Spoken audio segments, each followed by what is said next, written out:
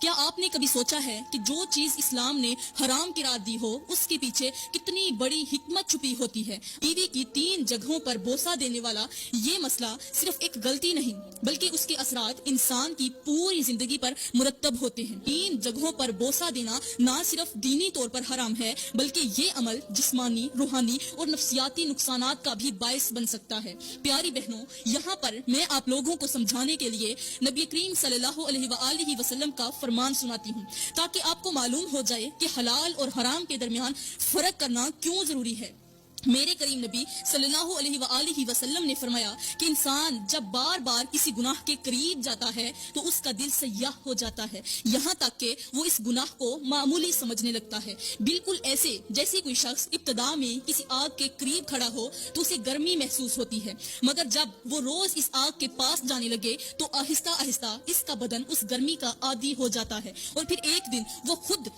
اس آگ میں جا کر گر جاتا ہے۔ یہی حال ان لوگوں کا ہوتا ہے جو پہلے حرام سے بچنے کی کوشش کرتے ہیں مگر پھر آہستہ آہستہ اس کے قریب جاتے ہیں اور ایک وقت آتا ہے کہ انہیں اس کی برائی کا احساس ہی نہیں رہتا۔ پہلی جگہ وہ ہے جہاں سے ناپاکی خارج ہوتی ہے، یعنی عورت کا اگلا مقام، جسے شریعت میں صرف ہم بستری کے لیے جائز قرار دیا گیا ہے، مگر بوسہ دینا سخت منع ہے کیونکہ یہ وہ جگہ ہے جہاں سے جسم کی غلاظت خارج ہوتی ہے اور یہ انسانی صحت کے لیے انتہائی خطرناک ہے۔ ڈاکٹرز بھی کہتے ہیں کہ یہاں موجود بیکٹیریا اور وائرس کئی خطرناک بیماریوں کو جنم دیتے ہیں، جن میں پیشاب کی نالی کے انفیکشن، جلدی بیماریاں اور دیگر سنگین طبی مسائل شامل ہیں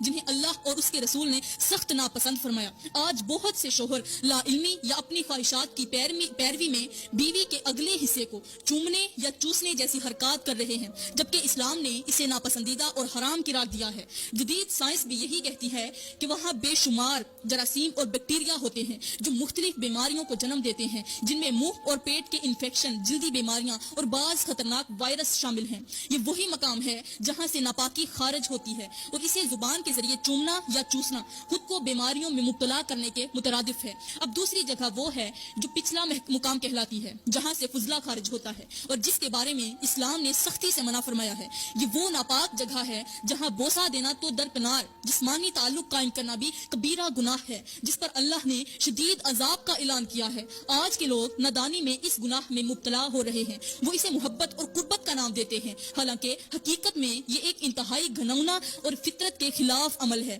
افسوس کی بات یہ ہے کہ اندھے عشق میں وہ گندگی اور بیماریوں میں لت پت ہو جاتے ہیں مگر انہیں اس وقت اس غلطی کا احساس نہیں ہوتا،